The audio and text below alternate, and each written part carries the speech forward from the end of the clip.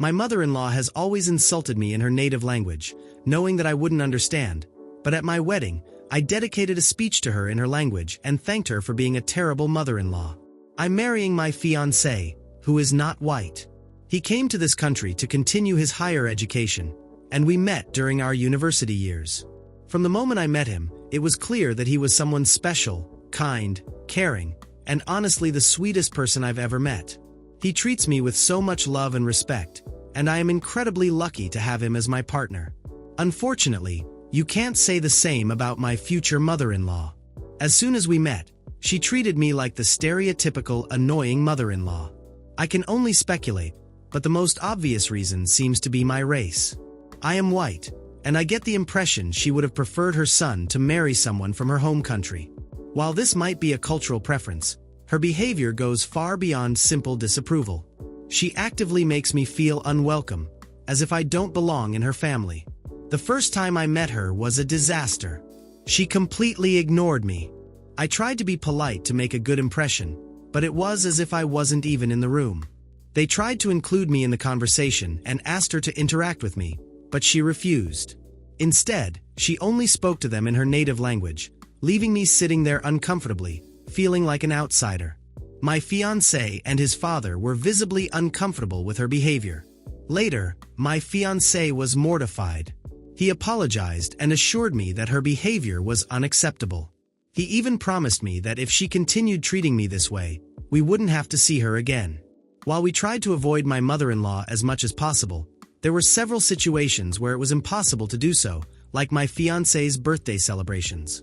His parents, both his mother and father, always made an effort to come and greet him, and then take him out for dinner, with my fiancé always insisting on including me. He asked me to come along, hoping that maybe things would be different between his mother and me. However, each time, his mother treated me with the same cold indifference, completely ignoring me, as if I were invisible. At first, I told myself I could learn to live with the fact that she ignored me, but over time, I started noticing something else. During her conversations with my fiancé, sometimes she would point at my hair, my face, or my clothes, make comments in her native language, and laugh at me. I couldn't understand what she was saying, but I could tell from my fiancé's reaction that it wasn't kind. He immediately became defensive, changing his tone while responding. Whenever I asked him later about his mother's comments, he tried to downplay it, saying something vague like, "She was just being rude, but don't worry." He would stop and quickly change the subject. I couldn't shake the feeling that I was missing something. I recognize a bad mother-in-law when I see one, and his mother definitely fit the bill. She was probably mocking my appearance, and that hurt. What kind of mother behaves like this with her son's fiancé? It wasn't just about ignoring me anymore. Now she was actively disdainful and humiliating toward me in a language I didn't understand. It's not to boast, but honestly, I feel like I am the type of daughter-in-law most mothers would dream of having. I don't look bad, and I graduated as the top of my class, something I'm incredibly proud of. I even have a job with a higher salary than my fiancé's. I pay my share of the expenses in the place we share, and I do everything I can to make my fiancé happy. I always give him thoughtful and surprising gifts every year, and I even took the time to learn how to cook his favorite dishes from his culture, something he loves and appreciates. At least that's the kind of daughter-in-law I would want for my son. So why would she mock me? I even went out of my way to buy Christmas gifts for both my mother-in-law and father-in-law, even though they never invited me to their Christmas celebrations. While my father-in-law has always been kind and pleasant with me, and I wouldn't have any problem inviting him, it's my mother-in-law who stands in the way. I've done everything I can think of to win my fiancé's mother's approval and show her that I'm worthy of being in her son's life. But no matter what I do, she treats me like trash. She deliberately hides behind her native language to speak badly of me.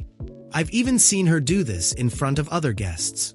For example, when my fiancé took me to a cousin's birthday or a family wedding, I noticed how my mother-in-law would stare at me from across the room and then lean toward relatives, whispering furiously while pointing at me, clearly talking about me.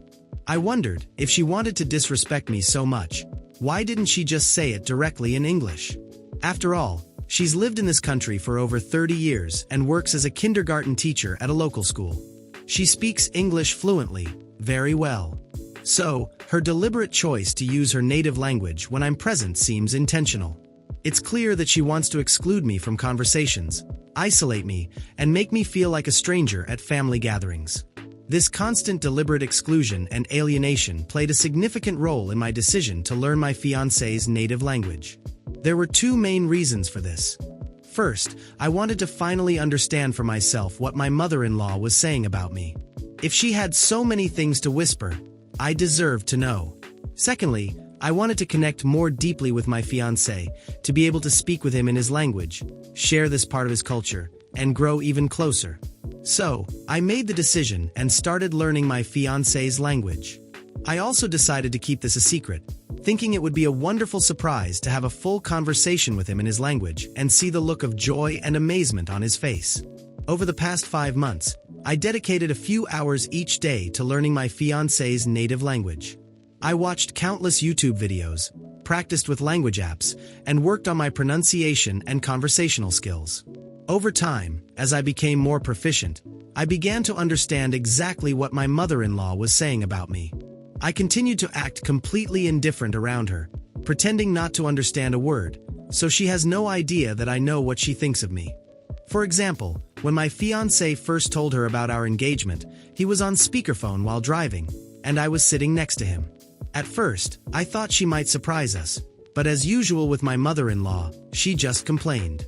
She couldn't believe her son was marrying a white woman, even saying that her ancestors would be turning in their graves. That hurt me, but I stayed silent, listening closely. My fiancé argued with her, asking her to be kinder to me since I would now officially be part of the family. My mother-in-law openly said how difficult it was for her to accept me, especially since I wasn't even close to the daughter-in-law she had always dreamed of. And it didn't stop there.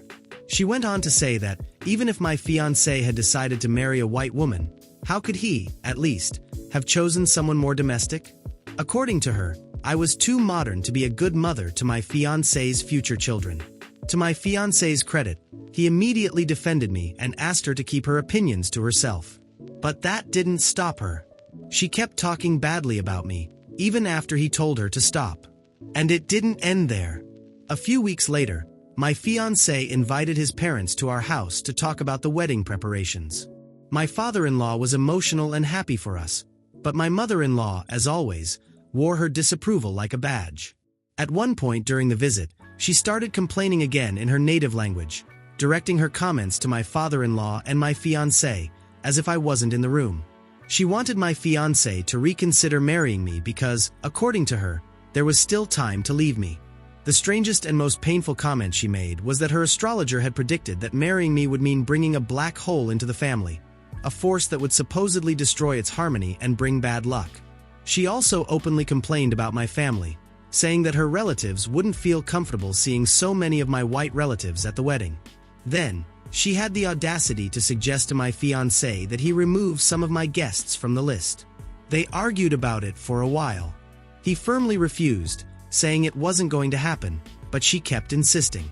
While they argued, I sat silently, pretending not to understand a word, but in reality, I understood everything she said. The last straw came when I invited her, purely out of obligation, to join me, my mom, and my sister to shop for my wedding dress. True to form, my mother-in-law turned it into yet another opportunity to insult and degrade me. While I tried on dresses, my mother-in-law insulted each one I wore. The breaking point came when I tried on a dress I loved, but my mother-in-law, in her native language, muttered the horrible word. Confronting her right then wouldn't have been satisfying enough. It wouldn't have taught her a lesson. In fact, it would have only given her another opportunity to belittle me. I decided I would wait for the perfect moment when she least expected it, and show her that I'm not someone to be toyed with. So, I've been thinking a lot about how to deal with my mother-in-law's behavior, and I've come up with a plan. I'm considering embarrassing her in front of everyone at our wedding to finally put her in her place. I know this may sound drastic, but after everything she's put me through, I feel like she deserves it.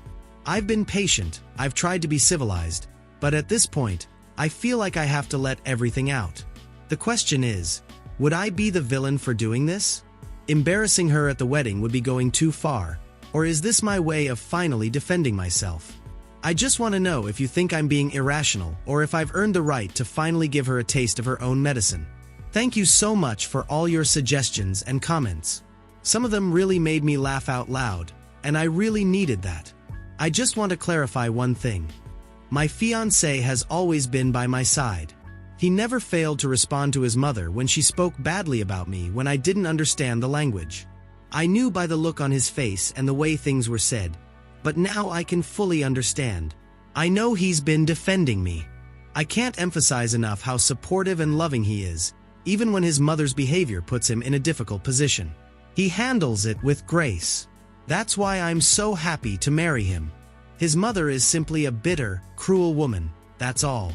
Her disapproval and negativity are entirely hers. No matter how much my fiancé tries to argue with her, she refuses to change. She is simply like that with everyone. To the person who suggested I should send an email to her school to report her behavior and how she discriminates against white people, I don't want to go down that path and potentially ruin her career. She has a personal issue with me specifically, not with white people in general, or at least I think so. Finally, I'm married now and currently on our honeymoon. I wanted to quickly update you on what happened, since so many of you keep asking me if I have any news. First, my husband and I had a beautiful wedding, but I also managed to get my sweet revenge on my mother-in-law in the most satisfying way possible. You see, after the ceremony, we moved to the reception, where I had the opportunity to give a speech.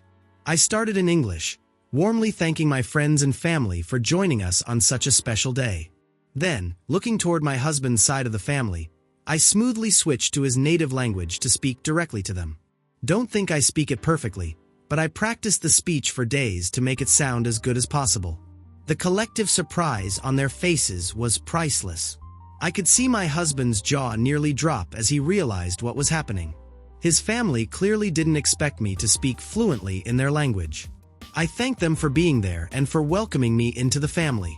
Then, I turned to my husband with a smile and announced that learning his language had been a special wedding gift for him. His eyes filled with emotion, and he stood up from his seat to kiss me. In that moment, it was pure love and joy, but I wasn't finished yet. After thanking my father-in-law for being so kind and supportive throughout my relationship with my husband, I turned my attention to my mother-in-law. Ironically, I thanked her for being so intolerant of me. The speech continued with me detailing how my mother-in-law had behaved toward me, which you all already know. If I accomplished anything with my speech, it was that, for the first time, my mother-in-law seemed to be speechless. My goal was to hold her accountable in front of the same people she had probably spoken badly about me behind my back. I switched back to English, addressing all the guests while sharing how, during my wedding dress search, my mother-in-law had called me horrible in her native language. My parents were furious with her, and I could see her face turning red with embarrassment. Then, I addressed the main topic. I spoke about how, to me, skin color and ethnicity don't matter. I love my husband for who he is, not where he comes from or the color of his skin. I explained that my love for him was so deep that I made an effort to learn his language, immerse myself in his culture, and even learn to cook his favorite native dishes. I wanted to be a part of his life in every way and embrace and celebrate the traditions that were important to him. I told everyone that, despite all my efforts, instead of supporting me, guiding me, or teaching me more about his country and traditions, my mother-in-law chose to hate me in every possible way. She made me feel unwanted, insulted me, and tried to belittle me.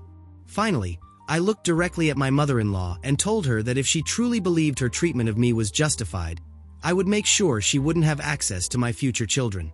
At that moment, my mother-in-law looked completely defeated. After the speech, my husband took my hand and whispered how proud he was of me for standing up for myself. He said his mother needed to hear every word I said. The rest of the night, after my speech, I decided to treat my mother-in-law the same way she had treated me all these years, with indifference. I completely ignored her and focused on connecting with the other guests. She tried to approach me once or twice, attempting to apologize, but I simply stepped away from her, just like she used to do to me. From a distance, I noticed her arguing furiously with my father-in-law and my husband, and eventually, she stormed out of the venue, furious. Later, my husband approached me, looking amused. He told me that his mother was angry because I embarrassed her in front of everyone, but then, with a proud smile, he assured me that he didn't care about her tantrum. In fact, He told me that I had been amazing for standing up for myself like that. He laughed, saying that after today, his mother would definitely think twice before saying anything disrespectful. During the reception, despite my mother-in-law storming out of our wedding in fury, none of her relatives complained about it.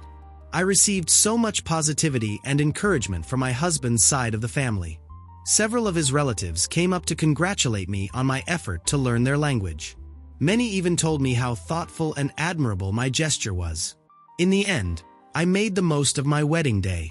I hope it was clear that the revenge I took on my mother-in-law was to stand my ground and show her that I wouldn't let her trample on me anymore. I hope she learned her lesson for trying to mess with me. If not, at least now she knows that I won't give up easily. In the end, I got my sweet revenge, celebrated a beautiful wedding, and started my married life in the best possible way. After coming back from our honeymoon, I found several voice messages waiting for me at home, all from my mother-in-law, asking for a meeting with me. My husband told me it was completely my decision if I wanted to meet with her or not. He said he would support me regardless of what I chose. At first, I considered ignoring her calls completely, just as she always ignored mine. After everything she put me through, it would have been so easy to just cut ties and move on, but a part of me wanted to hear what she had to say. So, I agreed to meet with her at a nearby cafe. When my mother-in-law arrived, I noticed she already seemed different, nervous, perhaps regretful. As we sat down, she surprised me by formally apologizing for the first time. She admitted that she had been very angry with me after my speech, but explained that, in the past few days, she had reflected on everything. Apparently, several relatives had called her and told her that how she treated me was not okay. She acknowledged that she had been prejudiced and distant from the beginning, admitting that she let her own biases cloud her judgment. She even said that she admired how I had embraced her culture, learned the language, and made so much effort to be part of the family, even when she gave me every reason not to do so. This was the same woman who had spent years belittling me, and now she was sitting here admitting her guilt. It was surreal, but also strangely satisfying. During our conversation, she opened up even more and shared that my husband, being her only son, had always been her baby, and that she had been very possessive of him throughout his life. She had imagined he would marry someone from his home country, someone she considered a perfect match for him. When that vision didn't come true and he chose me, she struggled to accept it. She continued saying that she deeply regretted making me feel excluded and unwanted. It wasn't easy for her to admit, but she said she realized that her actions had been very hurtful and completely unnecessary. She promised that from now on, she would try to be better. I told her that I appreciated her apology, but that there was no way of knowing if it was genuine or if she was just saying it after I embarrassed her in front of everyone. It's curious that she only realized this when I did that at my wedding, but every time my husband or my father-in-law told her it wasn't right, it wasn't enough for her to change. I completely understand if this update isn't what everyone expected. Maybe some people expected me to forgive her for her genuine apology, but it's hard to believe that my mother-in-law has changed so easily. It's been about 4 months since my last update, and I'm here to say that I'm pregnant. The anxiety is getting to me because I want him out already. First, because I want to meet him and hold him in my arms, but also because I'm not handling the pregnancy very well. But I don't want to sound like I'm complaining. I'm grateful to be pregnant. As for my relationship with my mother-in-law, things haven't improved, although they haven't gotten worse either. There's been no change in our relationship since we're simply not having any. She hasn't made any comments about me, probably because she can't. When we found out I was pregnant, we told my father-in-law, and therefore my mother-in-law too, since she was there, but besides a cordial congratulations, we received nothing from her. I guess it's better this way because we were afraid of how she would react. My father-in-law has been amazing with us lately. He's working on building a rocking chair for our baby and has been very kind to put so much effort and energy into making something for his grandson. He even promised to build us a treehouse in the future, which would look great in our backyard, so we're taking him at his word. Overall, things are much better than before. My mother-in-law and I don't need to have a relationship, and that's fine. It's much better this way. My son or daughter still hasn't been born, and we also don't know the gender, as we want it to be a surprise. Unlike my mother-in-law, who wasn't a surprise for us, and I don't think she'll be a surprise for you either. Remember how I said my mother-in-law wasn't racist towards white people but was just a bad person with me? Well, I was wrong. Some of the parents of my mother-in-law's students complained because their children weren't receiving the same educational attention. And guess what? These children are white. So there's an investigation, and as a result, she was removed from her position until the situation is clarified. My father-in-law has been complaining because, with her home all the time, she brings nothing good. She spends the whole day bitter on the couch watching TV, and when he gets home from work, he's met with all her complaints. Sometimes he jokes that he could send her to our house for a few weeks to recover the peace, but I reply that I'd rather swim in a volcano. He also suggests taking her to an aquarium, but I think that could be bad for the white sharks. Leaving my mother-in-law aside, everyone else seems to be getting on with their lives and receiving good vibes. There are still a few months left until our baby is born, but the anxiety is really high at the moment. Update 6. We've already welcomed our baby, which now puts me in a situation where I'll have to be a mother-in-law in the future. I think I'll follow my mother-in-law's example and be really mean to my daughter-in-law. Just kidding, I won't be a nasty mother-in-law. If my son is happy, I'll be happy. My mother-in-law, on the other hand, isn't happy. She was finally fired. I think few of her co-workers liked her, because almost all of them mentioned that she made inappropriate comments, especially about white people, and we're talking about co-workers of color like my mother-in-law, with whom she felt more comfortable. She would say things like, "We shouldn't pay too much attention to white boys," using another word to refer to them, "because they already have life way too easy, we should level the opportunities." The absurdity is that, in the place where we live, people of color have great jobs and careers. It's a place with many opportunities for everyone. Even my father-in-law has a great career, thanks to having studied and had the same opportunities as everyone else. Speaking of my father-in-law, he started going out more often on fishing trips. According to him, anything that allows him to stay away from my mother-in-law is a gift for us. It's also a gift to have my mother-in-law as far away as possible, especially knowing how she feels about certain children. My son isn't white, but he has a honey-colored skin tone, but I don't think my mother-in-law cares, because for her, it's her skin color that matters. I think that's the only thing she doesn't discriminate against. She discriminates against all nationalities and skin colors that aren't her own. It's time to let go of the bitterness and focus 100% on being a mom, although I promise I'll read your comments when I have free time.